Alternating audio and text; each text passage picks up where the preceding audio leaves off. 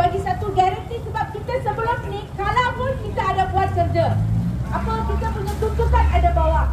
Dan diorang tahu dari sekitar Air Kuning, Tapa, SMTD, di Kampang, banyak tempat petani Longmin ada masalah. So semua tempat Longmin dialau keluar. Tangsiang 1,000 petani sudah dialau keluar. So isu tanah banyak berlaku di negeri Perak, di Tapa, di Air Kuning juga. So kita bawa satu undang-undang, kerajaan tak boleh suka-suka alau ini petani.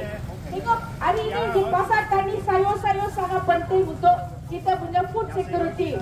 Sebab tu kita kali ini saya rasa rakyat Air Kuning kena sokong baju merah.